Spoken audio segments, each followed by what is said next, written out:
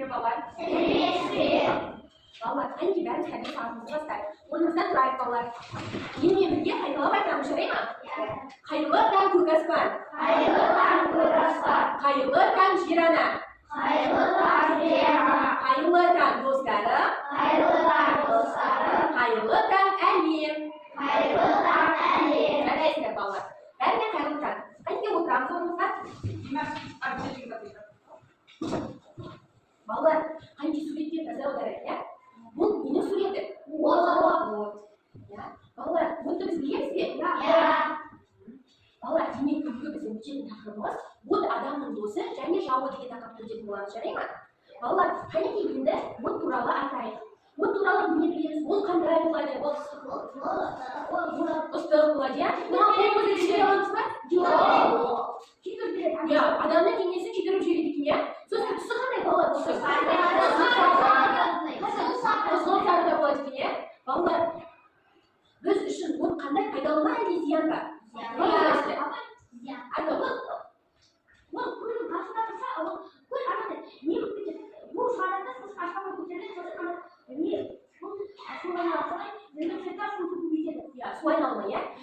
Ballar, demek bizde kun, bu bizde o'tdan qolgan ekan. Kun saviyasi qattiq tushganda yer betidagi suv buqaynaladi ekan, ya. Ballar, barimiz yetib qarangda. Butun foydali jag'ida ziyonli jag'lar ekan, ya. Hozir sizlarga to'xtalib bo'lamiz. Ballar, eng oldin butun foydasiga ziyonga to'xtalmay жатib, butun qalay paydo bo'lganligini to'g'ri bilamizmi? Ballar, qalay paydo bo'lganligini bilamizmi?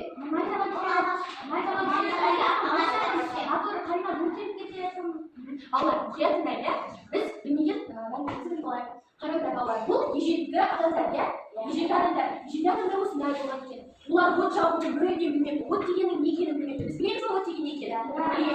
Senin etmek tezlik hocam ballar. O tigenin ne ekeni bilmeyen eken. Keyin yer betinde qattiq davri bo'lib, sol кезде найзағай тиген ekan. Найзағай qayerga ketgan ekan? Butoqlarga, ағаштарға тиген ekan. Сол кезде балдар орманға түскен найзағай бүкіл аңдарды бәрін өлтіріп, үлкен от қайналды, иә. Балдар, сол кезден бастап адамдар от жағып үйрене бастайды. Бұлар аң аулаған кезде ең басында шикіге жеген екен. Бұлар оттың қандай екенін білмеген, иә.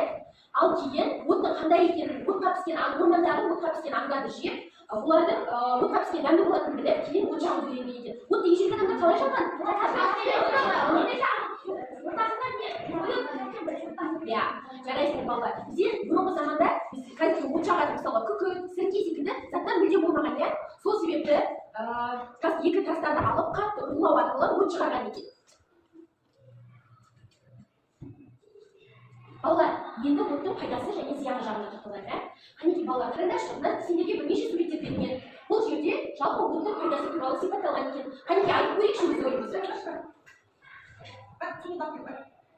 Қанекей балдар, өз ойымызды айтып көрейік, оттың пайдасы қандай екен? Бірінші суретте не көріп тұрмыз алла, балдар? Тоңып қалған адам, иә? Ал бізге тоңып қалған адамға не үшін керек? Жылыту үшін. Вот сонда бізге не үшін керек екен? Жылыту үшін, иә? Жылы болу үшін керек екен. Балдар, екінші суретке қарайық, бұл қандай маман иесі? Аспазшы. Балдар, аспазшы тамақ пісіру керек екен. Ал тамақ пісіру үшін не керек, балдар? От керек екен, иә? Biz sonda күнделікті ішіп жеп жүрген тамағымызды не арқылы жасаймыз? От арқылы жасаймыз, иә? Балалар, енді келесі суретке қарайық. Бұл не? Майша, иә? Ежелде бізде, қазір бізде свет бар, иә? Электр шамдар бар. Ал бұрынғы кезде электр шамдары болмаған. Сол кезде нелерді пайдаланған? Май шамдарды пайдаланған екен. Май шам сонда бізге не береді? Жарық береді, иә? Жарайсыздар балалар. Сонымен бізде от не үшін керек екен? Жарық беру үшін, жылу беру үшін, тамақ пісіру үшін, иә? Жарайсыздар балалар. Балалар, енді сәлеметсіз тесіз отырамыз. Балалар, бізге қараймыз. Бізге бағанағы айтып өткендей оттың пайдалы жағы және зиянды жағы бар дедік, иә? Енді балалар, зиянды жағына тоқталамыз. Қанекей ойланайық, қандай зиянды жақтары бар екен?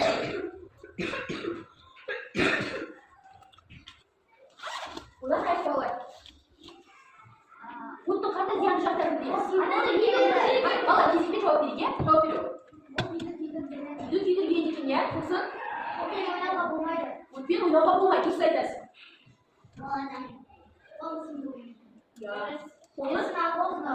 қолы күйдіруі мүмкін, иә? Тағы жарайды, тоқтарға тисе не болады екен? Балалар, атылып кетеді екен, иә? Тағы да оттың қандай зияны бар? Зиян жағын білеміз. Балалар жүрмей отырамыз.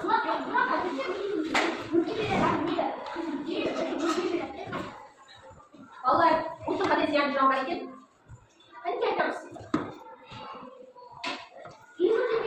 Үйіртенеді, тағы да? Күйіп кетеді, мысалға біз тек қолымыз ғана емес, кез келген затты отқа жағындырсақ не болады?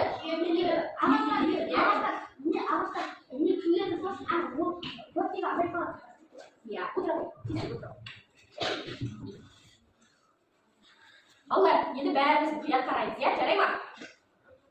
Балалар, тезірек отырамыз орнымызға. Қараңдар балалар, бірінші суретте маған несі көрсетілген?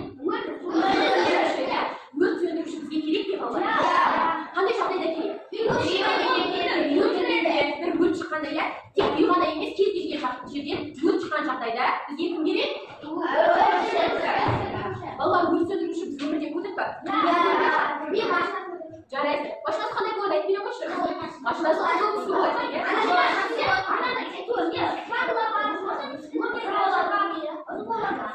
Uzun boyuyor. Vallahi tınır. Güzel. Yani bekliyorsunuz. Sabahın buraya karayız. Göreyim mi? Vallahi ya. Өрт сөндірудің машинасы, көлігі үлкен болады екен. Ода не болады? Баспалдақ болады, иә? Баспалдақ болады. Және су шашады. Шаңыз болады. Қандай түсті болады екен? Қызыл түсті болады, өрт сөндірушілер. Жарайсыздар. Балалар, енді екінші суретке қарайық. Бұл кім? Адам, иә? Адамның қолында не тұр? От тұр. Балалар, біз отты қолмен ұстай аламыз ба? Жоқ. Не үшін ұстай алмаймыз? Айтып берейікші.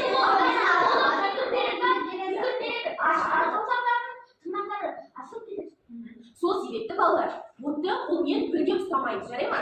Себебі қолмен ұстаған жағдайда біздің қолымыз жарақаттанады екен, иә? Енді балалар, келесі суретке назар аударайық. Бұл жерде не көріп тұрмыз? Адамның қолы, иә, жарақаттанған, иә? Балалар, егер біз отты аяқпен бастап, аяғымыз ауыра ма? Ұрады. Қолмен ұстасақ, қолымыз ауырады, иә? Сол себепті балалар, тек қолымыз не аяғымыз ғана емес, кез келген жерімізді отқа тигізетін болса, мұнда ол сол жерімізді күйдіріп жібереді екен, иә? Балалар, мысалға менің қолымда бір қағаз бар. Ол қағазды алып мен отқа тигізсем не болады?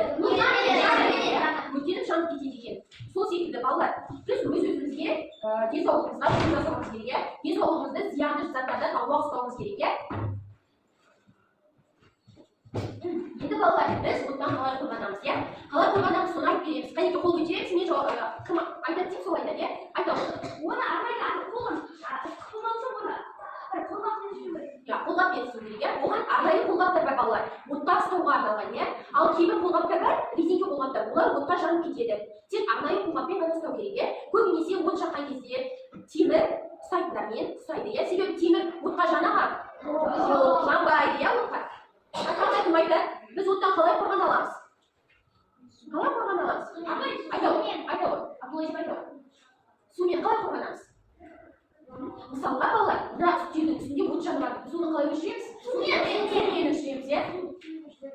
Тағы да қалай қорғана аламыз? Найзағай шыққан кезде тоқтарға тиіп электрмен істейтін нәрселер жанып кетеді. Электр тоғы, ол да от шығарады, иә? Электр тоғы, мысалға балалар, бірінші суретке қарайық, ең бірінші. Мынау не балалар? Иә, сізге қазақша айтамыз, сіріңке, иә? Біз сіріңкемен ойнауымызға бола ма? Жоқ. Неліктен болмайды балалар?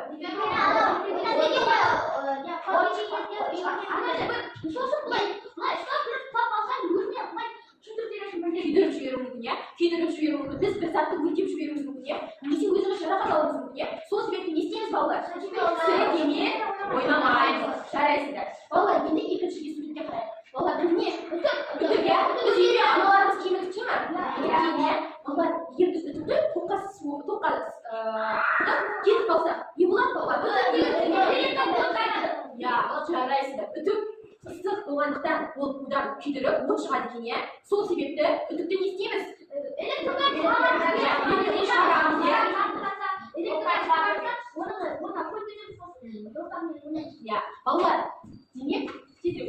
Балалар, демек, біз электр тоғынан тығып тастап кетуге болмайды екен, иә? Балалар, енді келесі суретке қарайық. Бұл жерде біздің ата-анамыз көрсетілген, иә? Балалар, енді қарайықшы. Егер бір кез келген жағдайда бір өрт шығатын болса, біз не істейміз? Ең бірінші өрт сөндірушіге дұрыс айтасың. Өрт сөндірушіге звондаймыз. Және міндетті түрде кімге айтамыз? Ата-аналарымызға, үлкендерге, ата-аналарымызға айтуымыз керек екен, иә?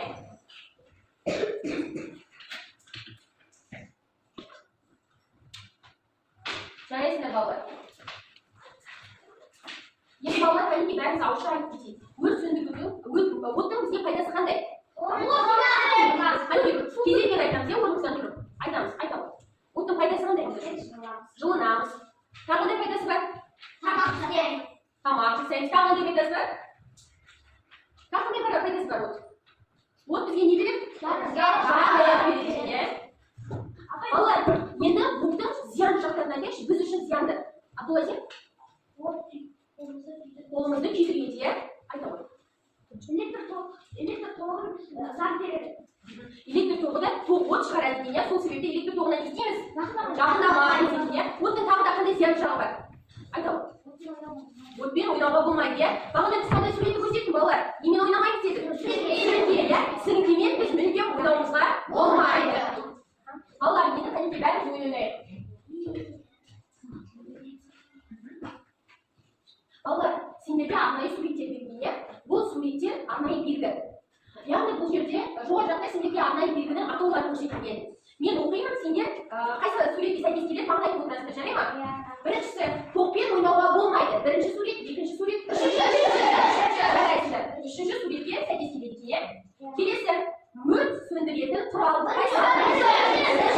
Балалардың өрт сөндіретін құралды біз қайдан көрдік?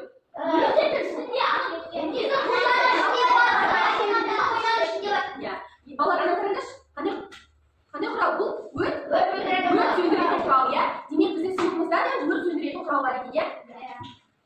Өрт сөндіретін құрал қандай түсті болады екен? Ал балалар, өрт сөндіруші машинаның, өрт сөндіруші көліктердің түсі қандай болады? Түсті болады екен, иә? Балалар, сіріңкені жабуға болмайды. Жарайсыңдар. Балалар, сіріңкемен ойнауымызға бола ма? Болмайды.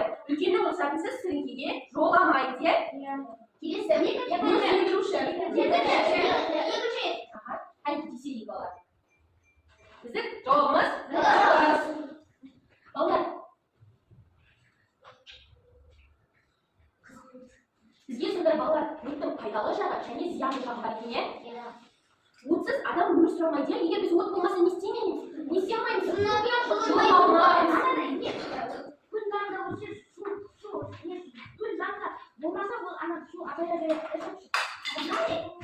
Егер күн ыстық болатын болса, ол кезде не болады? Бізде құрғақшылық болады, иә? Демек, суымыз не айналады, иә?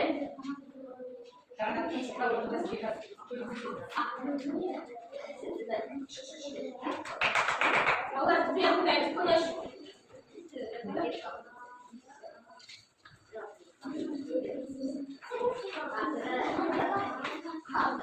Балалар, мұқият маған қараймыз бәріміз. Қайне оқушы қалай отырады? 1, 2, 3. Жарайсыздар. Балалар, сендерге арнайы қағаз таратып берілді. Бұл қағазда оттың пайдасы және зиянды жақтары туралы жазған екен. Балалар, қарайық. Бірінші, жылу беру. Бұл қандай зиянды жағы ма, пайдалы жағы? Пайдалы жағы. Демек, балалар, біз карандашпен жылу беру пайдалы жағы Q дегенге сызықпен қосамыз, жарай ма? Ал бәріміз қалған өзіміз жасаймыз. Міндетті түрде атымызды жазамыз.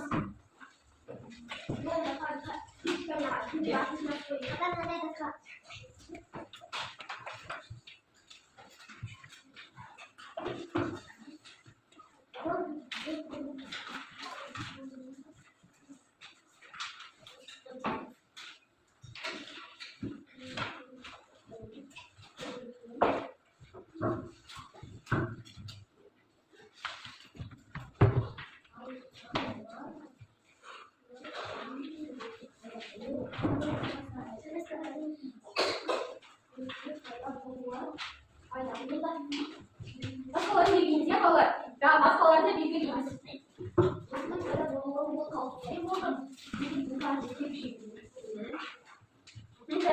Атымызды жазамыз, ұмытпайды.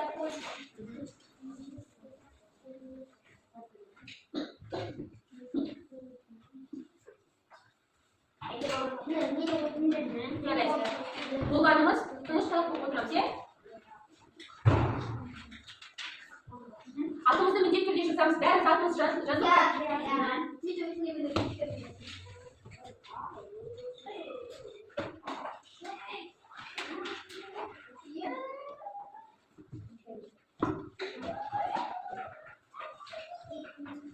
Сағат жазып шығамыз. Масаларын берген шығамыз, иә? Балалар, бәріміз болдық па? Кім болды? Қайынке қол көтереміз. Тез балалар.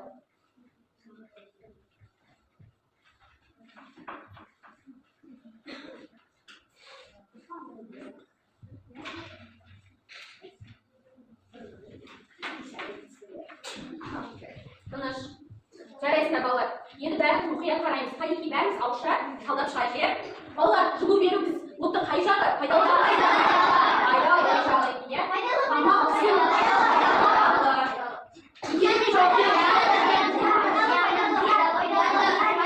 Тыныш балалар, кезіме жауап береміз, иә? Тыныш. Өрттің пайда болуы қандай бұл? Зиян. Зиян, өрт. Балалар, өрт деген зиян қандай да болады? Қай жерде болады? Үйде болуы мүмкін, орманда болуы мүмкін. Егер орманда болса не болады, балалар? Бүкіл жануар қырылып қалады, иә? Сол себепті өрттің пайда болуы қандай екен? Қауіп екен, иә? Келесі. Адам денесінің күйдіру. Адам денесінің зиянды, жарайсыздар. Қараңғыда бізге жарық беруі. Жарайсыздар балалар.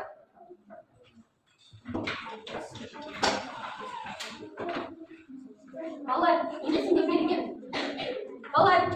сендер берген қағаздарының артқы жағына, балалар, сендерге берген қағаздың артқы жағына оттың суретін саламыз. Қайын былай келеді. Балалар, оттың суретін саламыз. Балалар, қараңдар, оттың суретін саламыз. Кез келген бір карандашпен салсаңдар болады, иә?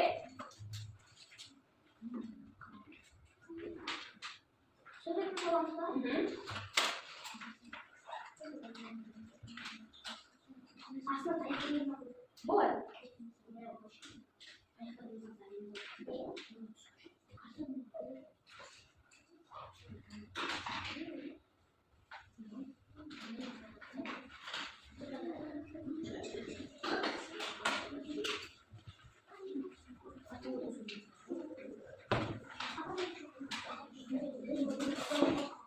Сау болғанымыз қолымызды көтеріп отырамыз, иә?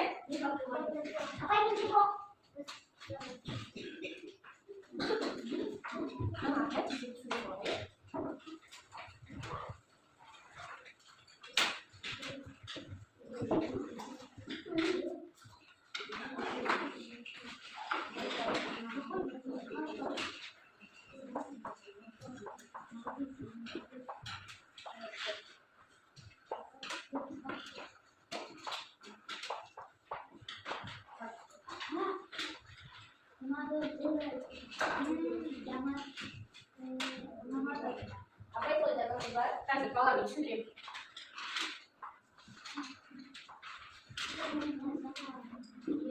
Kan salah tutup. Kalau di sini ya. Salah kirim sepuluh kirim.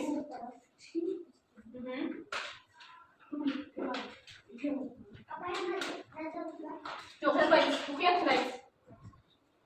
Жазып біткеніміз сол көтереміз. Салып біткеніміз.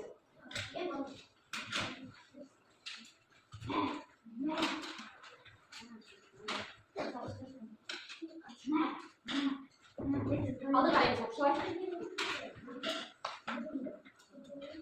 Балалар, бәріміз тақтаға мұқият қарайық. Балалар, бүгін біз өрттің бізге зиянды жағы және пайдалы жағы туралы өттік, иә? Балалар, енді қараңдар, бүгінгі сабақ ұнаса, оттың жанына жұлдыз шары суреті саламыз. Ал егер бүгінгі сабақ ұнамаса, көңілсіздік белгісінің суретін саламыз, жарай ма? Мағайнайды. Айтпайсыздар.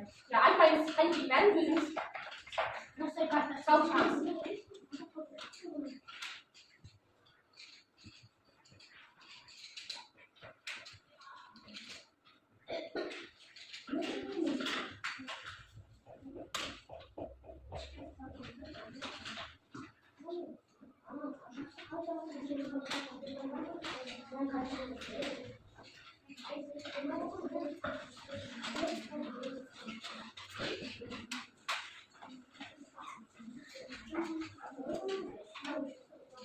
Вот, балалар, тездетеміз.